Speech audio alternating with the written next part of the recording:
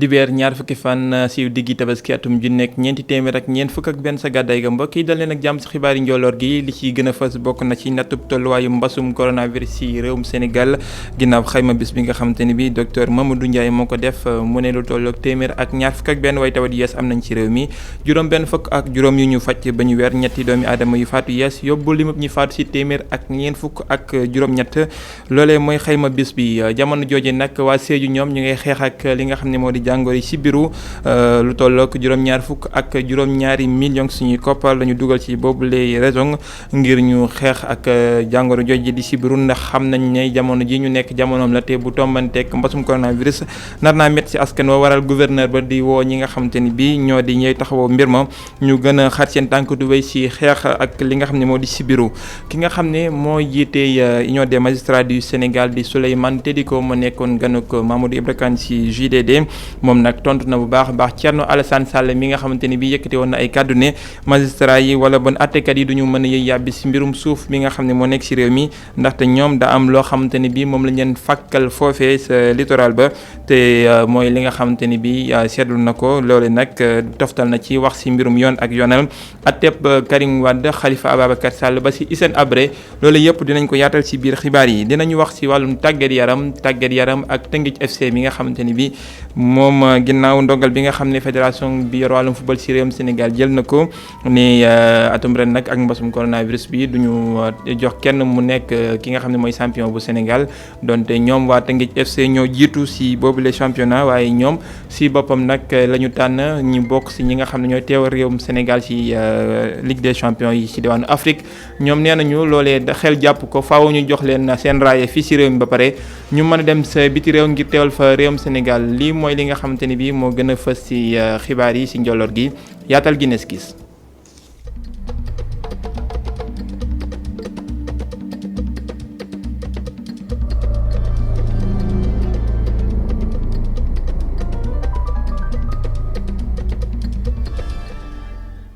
dañ koy dooree ak xibaar bu tiislu bu dab waa Mbour ak waa Ndiass yi nga xamante ni bii xëy nañu yëg ne ki nga xam ne moo leen jiite woon di jaraafu gox boobu lay Ndiass di maire ba Alioune Samba Ciss génn àdduna ñàkk bakkanam niki tey nag ci dibéer ji moom nag nekkoon maire bu Ndiass waaye tamit nekkoon responsable politique boo xam ne mu ngi bokkoon ci langue gi di AFP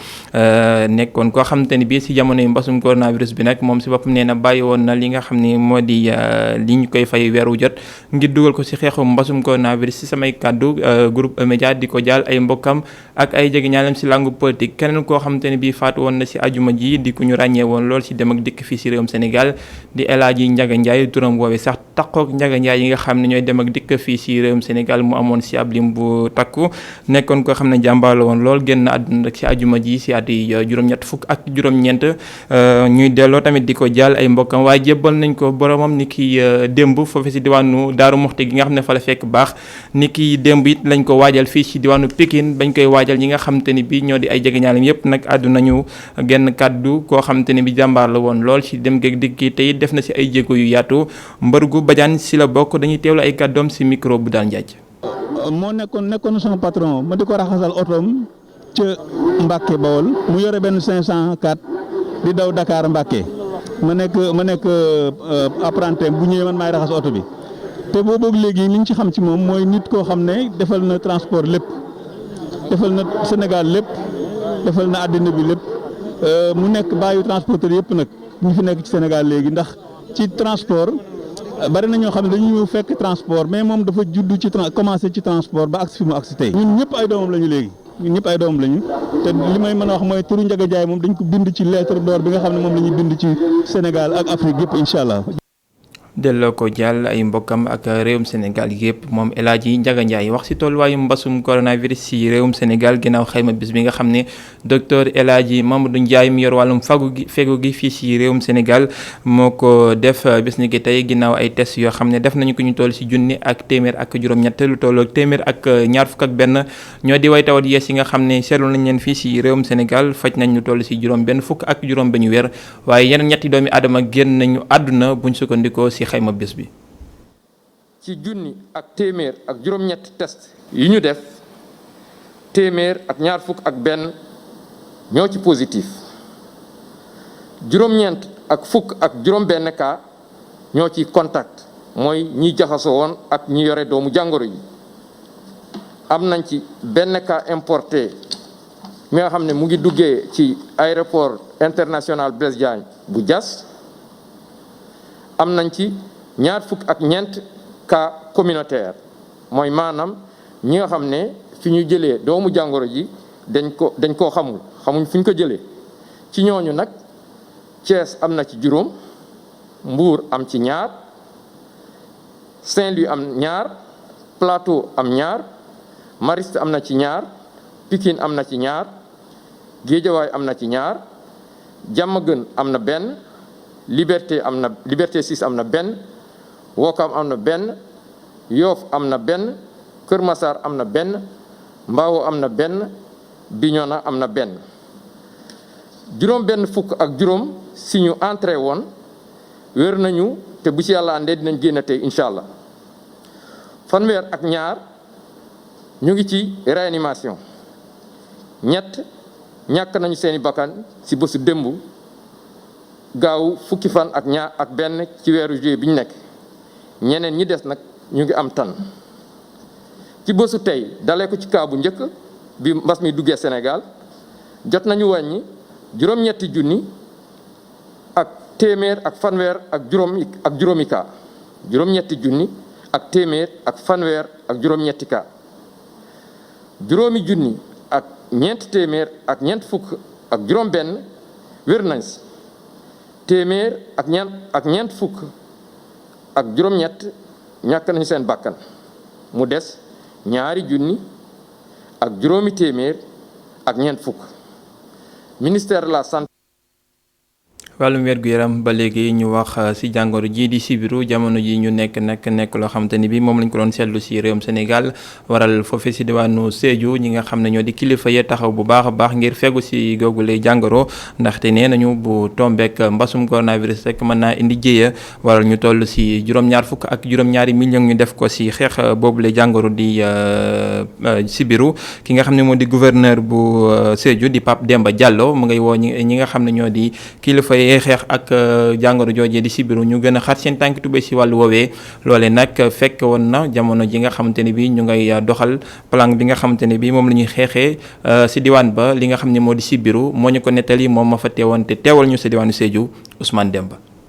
daje mi tax na waa kër docteur yi xayma ci kanam mbooloo mi seen liggéey daaw jëm ci xeexum sibiru ci diwaanu Sédhiou feebar bi wàññeeku na lool waaye taxul lu toll ci juróom-ñeent nit ñàkk seen bakken ngir palu bi ci indi ay leeral nekk gouverneur bu Sédhiou. Des progrès importants ont été faits et ont permis de diminuer de moitié l'incidence du paludisme avec un nombre de malades qui est passé de 2808 en 2018 à 1648 en 2019. Mais 2019, 9 personnes ont eu à perdre la vie. Papa Demba Diallo nee na askan yi war nañu moytu bu baax feebaru sibiru mi indi lorange ak jaaxle ci àddina warandal kap. Les efforts doivent être redoublés, ce qui montre toute la pertinence du plan d'accélération de lutte lancé aujourd'hui et qui sera mis en œuvre pendant l'hivernage. J'invite instamment les différentes parties prenantes à œuvrer de façon multisectorielle et à renforcer la collaboration transfrontalière. waa kër docteur yi pare nañ ngir jaamarloog sibiru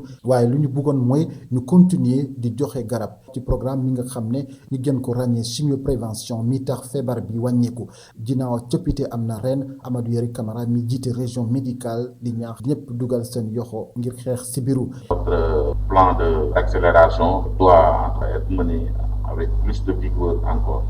parce que nous avons arrêté une intervention majeure par orientation de l'autorité centrale. nee na tamit yor nañ ay moustiquaires yu bari te dañ ko séddale ci fan yu néew waaye ni ko askan yi jëfandikoo méngawul benn yoon ak ñii di waa docteur yi sant gouverneur bi ñaax na askan yi di indi coppite ci seen gis-gis ak taxawaay ci feebar sibiru ba tax na ndimbal nguur gi ak ñi ko jàppale ci xeex bi mën a jariñ bu baax.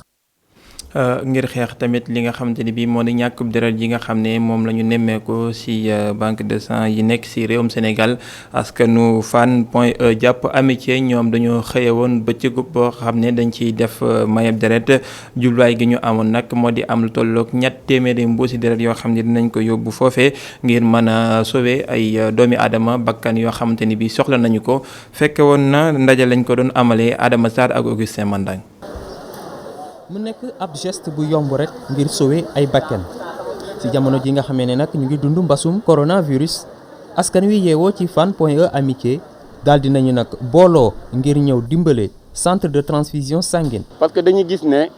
soxla na ko ñuy visiter centre bi xool ko gis ne soxla nañu deret bi mais deret boobu aussi du deret boo xam ne dañ koy mën a soqaliwaat donc tey laaj na population yi ñi nga xam ne ñoo dëkk ci quartier yi que bés bu nekk ñi ñëw pour maye seen deret donc vraiment muy benn geste bi ñuy def rek aujourd'hui. jamono ji nag li leen soxal moo di wut deret yu bari ngir rek jox ko ñi nga xamee ne ñoom ñoo di askan wi. poche yi moom nu mu gën a bëree gën a baax waaye comme ni nga ko waxee rek aujourd'hui benn étape la rek benn étape bi ñu teg la que ñi am ay mouvement yoo xam ne périodiquement saa su nekk rek. population yi dinañ jóg ñëw maye seen deret. gannaaw ba mu ñëwee maye deret nag kii di Moustapha Ndiaye nekk ab étudiant ci université Cheikh Anta Diop bu Dakar mu ngi rafetlu bile gis-gis. il y a des gens yoo xamante ne ñoo ngi ci hôpital yi tëdd soxla nañ deret waaw te comme yow yaa ngi nekk en bonne santé war nga mun a partager le fait que ñooñu noonu comme soxla nañ deret pour mun a sauver beaucoup de vies. beaucoup de vie parce que moom lii nii geste bu rafet la. gannaaw ba nga xamee ne nag amal nañ li nga xamee ne moo di bëccëg mayek deret gi askan wi yeewoo ci Fann Point E Amitié ñu ngi ñaan yeneen communes yi nekk ci Ndakaaru ñu def li ni mel ngir sauver ay bakkan. dibeer jee ñu génn Thierno Alassane Sall yëkkati woon ay kàddu ne coowal suuf li nga xam ne moom lañ nemmeeku ci biir réew mi buñ ci yaakaar benn yoon njàppalek wala bon taxawu ñi nga xam ne ñoo di magistrat yi ndax ci ñoom ci boppam daa am ci lu ñu leen mbatar feggul ci googule suuf ay tontu la xëyee moom ki nga xam ne moo jiite union des magistrats ci réewum Sénégal Souleymane Teliko ne kàddu yooyu nga xam ne Thierno Alassane Sall yëkkati na ko kàddu yoo xam te ni bi daanaka dana jox xor bi baaraamu tuuma tey dara dëppoo ci ak dëgg nee na loolu yëpp nag ñaawlu na ko ginnaaw bi nga xam ni biit àdduna si lu jëm si àtte ki nga xam ne moo di Karim Wade ak Khalifa Ababacar Sall mu ne bay wéy na mbuus jamono ji ngir ñu mën a delluwaat ginnaaw si moom la mbir waaye mën nañoo jàng si àtte yooyu ngir ëllëg ñu mën a doxe mu gën a mucc ayib moom Souleymane Teliko moo nekkoon gën a ko Mamadou Ibra Kane si émission bi di Jury du Dimanche jukkib lenn sa waxtaan waa ak Cheikh Hassana Fall. njiitu union bu magistrat yu Sénégal moom rafetluwul benn yoon kàddu yu Thierno Alassane Sall yëkkati woon njiitu république des valeurs xamle woon ne magistrat yile ñoom mënuñoo àtte yoon ci lu jëm ci mbiru suuf yi ndax ñoom ñi dañ ciy am nekk ab wax boo xam ne kii di Souleymane Teliko rafetlu ko benn yoon. La question juridique qui s'était posée vraiment c'est surtout sur l'affaire Khalifa Sall. Ça il faut le regretter. Moi je le regrette franchement parce que man de kàddu yi daf ma metti loolu ndax jàpp naa ne nit ñi dañu war a am xel ci yenn yu ñuy yëkkati di ko wax ndax yëkkati suuf joxe ko nekkul loo xam ne ñun suñ ñu ko joxee rek dafa fekk ne dañoo deful suñu liggéey wala duñu mën a defati suñu liggéey loolu sax ay yëkkati kàddu yu ñaaw la teg ko ci suñu ndodd wala teg ko sax ci ndodd autorités yi xam ne ñoo ko def ñun ab coopérative la ñu yore ci foofu la ñu jaar ngir mën a am suuf yooyee te loolu lu tegu ci yoon la bés bu yàlla saako ñu nekk ci tribunal yi def ay jugement ci ay mbir yoo xam ne ci mbiru suuf la te amul benn yoon loo xam ne def nañ ko ci te mu jàdd yoon kon nag yenn yi yëkkati ko ti ko teg sunu ndodd nekk na loo xam ne rafetul benn yoon daal. ressources ils peuvent nous épargner ce genre de déconvenue parce que c'est clairement une déconvenue pour la justice sénégalaise. dossier Karim Wade ak Khalifa Sall nekk loo xam ne jugaat na ci biir jury du dimanche procès bu ki fi nekkoon meeru Ndakaar nekk loo xam ne amal na importance loolu magistrat bile juge Teliko sax jàpp ne justice sénégalaise dafa war a jàng lu bëri ci daanu yu ñu daanu ci mbir yi ci bitim réew. Je suis vraiment surpris et même choqué par li am te ñëpp gis ko moo di ci procès Khalifa Sall ba ñu demee ca cour de justice bu CEDEAO dafa wax bu leer nañ maanaam justice sénégalaise daa jalgati yoon ci lu jëm ci présomption innocence ak tamit lu jëm ci droit défense ci procès Karim Wade nag jafe-jafe yooyu amuñu ko li ëppoon problème daal mooy ci mbirum Khalifa Sall te nekk na loo xam ne man metti lu naa ko bu baax a baax ndax ñun jàpp naa ne am nañu lépp loo xam ne ressource la ngir mën a moytu xeetu déconvenu yi ni lii nag daal nekk na loo xam ne man metti woon na ma lool. Une corrélation quelconque entre ces terrains-là et le traitement de dossiers à venir. ñëpp nangul ko ne li mu gëm da ci dem ba jeexa tax sax ba kiitu juge Téliko fàttali ne lii di pouvoir judiciaire dafa soxla indépendance gu doy ngir mën a def liggéeyam sànq nit ñi xalaat ne collusion daa am seen diggante ak exécutif magistrat bile moom sax ñaawlu bu baax journaliste privé yi liñ leen tere dugg biir tribunal moom mi jàpp ne loolu teguwul benn yoon ci yoon. Cheikh Hassana Fall bokk na sax li nga daanale mu àddu ci li nga xamante ni bii moo di indépendance maanaam yoon am cëggal guyam boppam di doxee li nga xamante ni bii moo noonu la ko gisee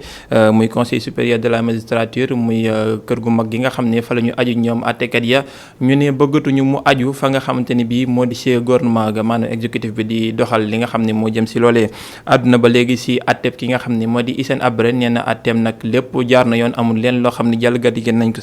si loone sax mu ne foofee ñu jaaree ba àtte ko fa war nañ ko gën a mën a jëmmal ci dendu Afrique ndax mu wuutu fii li ñu duppee CPI ndaxte ñu bëri dañ ko ñaawlu ne waa Afrique rek daa mel ni moo tax ñu daat koy taxawal moom Souleymane Téliko ñu teewlu ay kàddoom ba léegi ci micro Mamadou Ibra Kane. Je pense que l'important pour un juge c'est de satisfaire son devoir de mettre toutes les parties en mesure.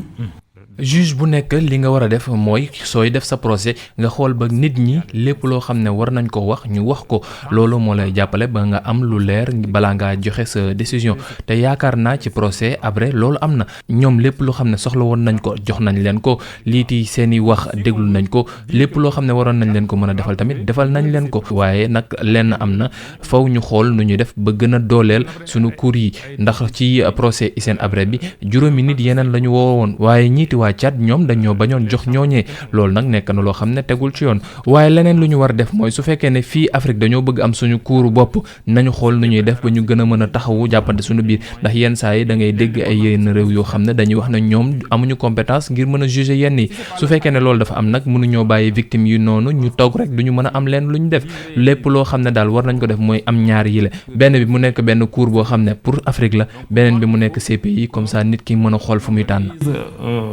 Plusieurs offres, qu'il y ait une offre nationale,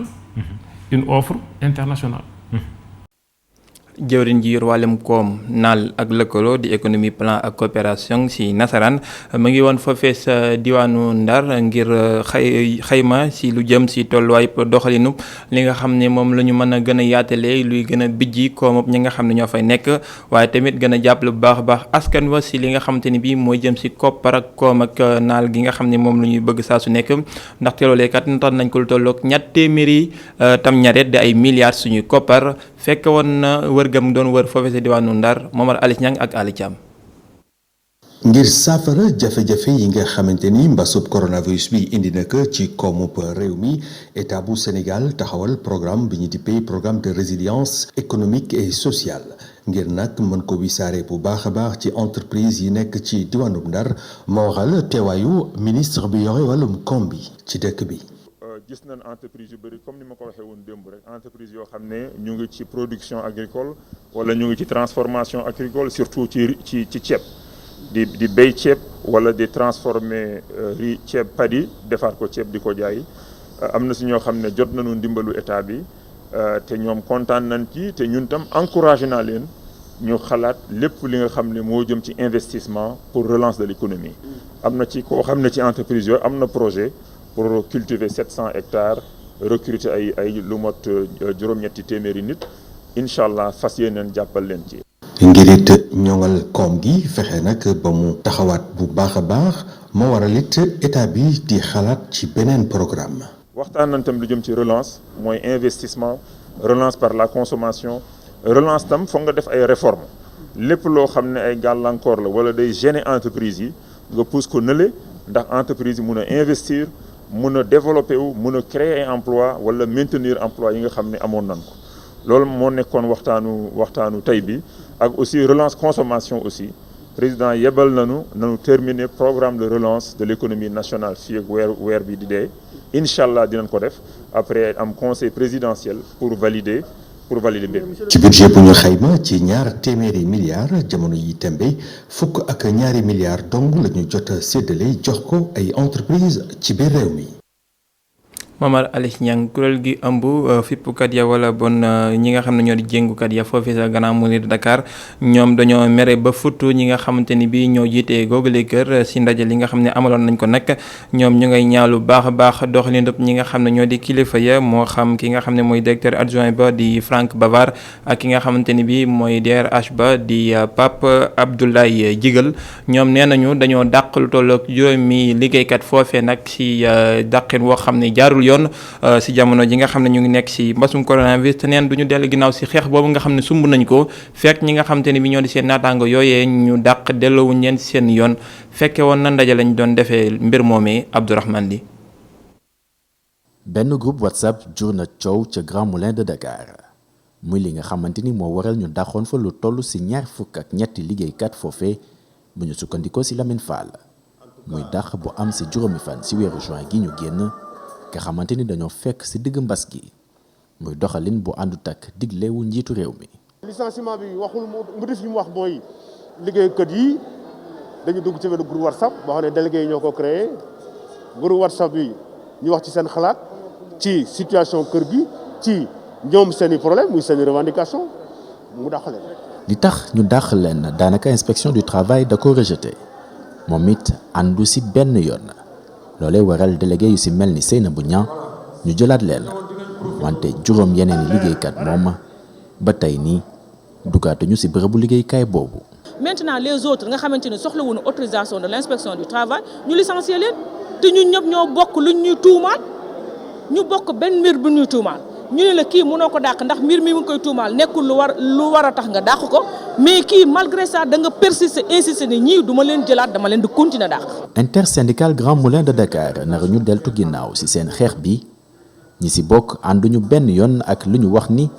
moo tax ñu dàq leen. au conseil du dialogue social wax na ci dox na ci ba sonn sottiwul suñu kilifa diine yu nekk fii ci Sénégal yëpp wax nañ ci dox na ci ba sondiwul alors maintenant on va se battre on fait du syndicat nous on va se battre ba ñu réintégrer leen on est dans un pays de droit Sénégal pays de droit la yoon moo fay dox ak yelleef doomu aadama dañoo dépassé fu ñu koy salfaañee. mu di intersyndical bu nar a tàmbali ay ñaxtoom ayu bés gii di ñëw muy tàmbali donc ci seen plan d'action ngir ñu jëlaat lu mu gaaw seen mbokki liggéeykat yi. njiital kër googee di Grand Moulin de Dakar ñoom Abdourahmane Ly mu ne jiim naa jokkoo ak ñoom ngir gindeeku si googule wàll nee nañu waaye duñu yàbbi si mbir moomee ndaxte mbir la moo xam ne mu ngi si loxoy àttekat yi maanaam yoon ki nga xam ne moo di DRH ba moom Pape Abdoulaye Jigal nee na dëgg la mbir yi mu ngi tukkee si ab groupe WhatsApp boo xam ne ñii di liggéeykat yooyee dañoo nekkoon foofu nag di saaga ak gàkkal ñi nga xam ne ñoo di kilifay googule kër waral mbir mu ni mel ñu wax si meneen mbir ñi nga xam te ni biit mer nañu ba futt di ay yarkati mbaam xuux foofee sa diwaanu Géejawaay ñoom nee nañu lu ëpp juróom fukki at a ngi nii diggante waajur ba doom ñu ngay yar seeni yooyee mbaam xuux foofee sa gétt ya waaye dañoo xëy bés rek ne leen jóge leen foofee ndax bërëb ba ñu nekk waratuñ fa nekk loolee la ñu nettali Mamadou Lamine Fati. ñoom fu ñu toll nii ñu ngi leen bëgg a nangu suuf si nga xam ne depuis seeni maam ba jamono jile ñu ngi fiy liggéey ñi nga xam ne ñoo yar mbaam ci Pikine lu nu mel naqari na leen bu baax a baax. jaaxle parce que mënoo toog fii ay at nit yi toog benn bés rek mu ne dalay yëkkati mu woo ñu jox ñu délai pour ñu jóg ñu xëy démb si guddi ñu woo ma si guddi ne ñoom dañuy ñëw fii tey looloo tax ñu woo média yi pour ñu ñëw taxaw ñu wax suñu wax. ñëpp dégg ko lii dama bëgg mu dem ba ci président parce que moom moo ñu neewoon mbaam gàtt na waaye ci njur la bokk. lu toll ci téeméeri at ñoom nekk nañu ci suuf sile ngir yar seeni mbaam yooyu le tey jile nit ki nga xam ne xamuñu fan la jóge te xamuñu ku mu doon ne day nangu seen suuf sile li nu mel yarkatu mbaam yi di ko naqarlu. gendarmerie bu nekk woo na ma fi léegi nag dañoo bëgg suñ ma woowee bu ma eggee dañuy ne am na titre foncier mais musuma gis kayit bi musuma gis naar bi musuma gis naar bi musul gis sama kayit. ci liggéey jile lu ëpp juróomi téeméeri nit ñu ngi dundee ci mbaam xuux yi le. nit nag mënoo nekk ci béréb lu mot plus de 100 ans nu ñëw en bon journée da ngeen fi war a jóge dafa métti te ñun wax dëgg yàlla wax nañ ko sànq fii plus de des milliers de personnes ñoo fi liggéey boo compté porcherie tey def na 180 nangam porcherie te porcherie bu nekk day dugal 2 personnes bu nekk day dundal lu mot lu mu ndaw ñetti personnes ñetti famille léegi loolu boo ko multiplier combien de personnes la lay jox loo kooku boo ko bëggee jógeel fu mu liggéey nag lu muy def ak fu mu jëm. loolu tax na ba ñi nga xam ne ñoo yar mbaam ci Pikine ñu ngi woo président Macky Sall ci mbir mi le. ñuy sàkk ci Macky Sall mu gëstu comme ni muy gëstu borom xar borom nag borom béy ba ci picc loolu la ñu bëgg waaye tey jii suñu bëggee génne nii par force nu muy demee day nakari. lu ëpp juróom fukki at ñi nga xam ne ñoo yarum mbaam xuux ci Pikine benn mbir rek la ñu bëgg ñuy suuf si nga xam ne foofu la ñu yàgg nekk ñu mun leen koo jox.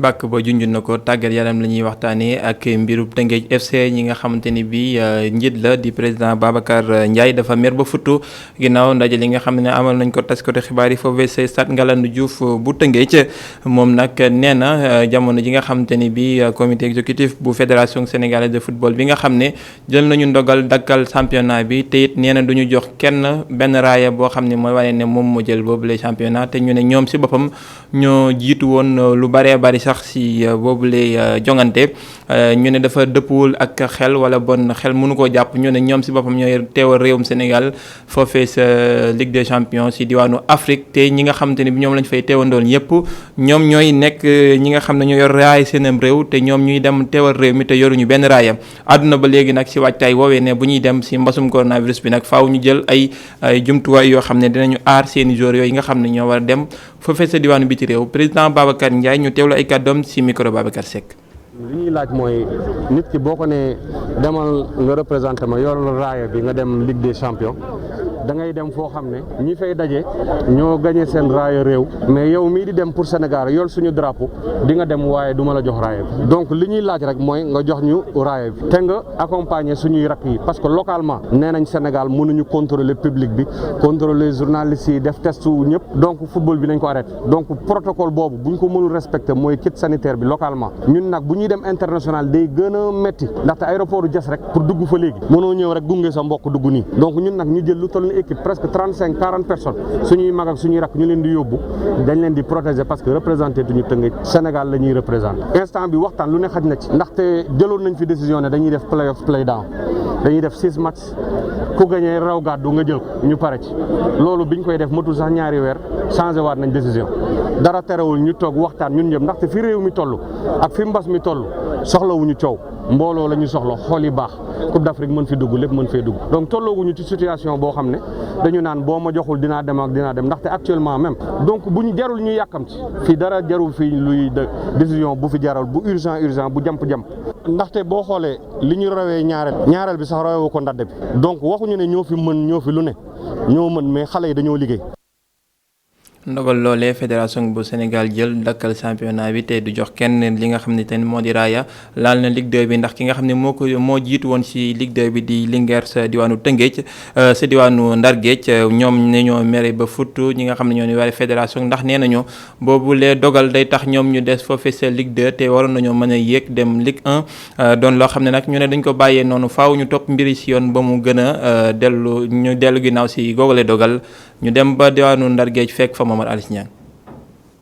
équipe bu Linguère jàkkaarloo na ak way taskatu xibaar yi ngir fesal ñàkk àndam ci décision bi fédération sénégalaise football jël di xamle ni ci saison bi ñu jëm du am montée ci wàllub Ligue 1 waaye it du amit descente ci Ligue 2 loolay waral Samba Linguère yi di laaj lan moo tax fédération bi dellusi ci décision bi ñu jëloon ngir football ay play-off ak play-down ci gis-gisu Amara Traoré fédération bi dafa am pression bu ñu teg ci kawam ba mu dellu ginnaaw. Ce qui a changé, c'est la pression des clubs qui étaient en play-down.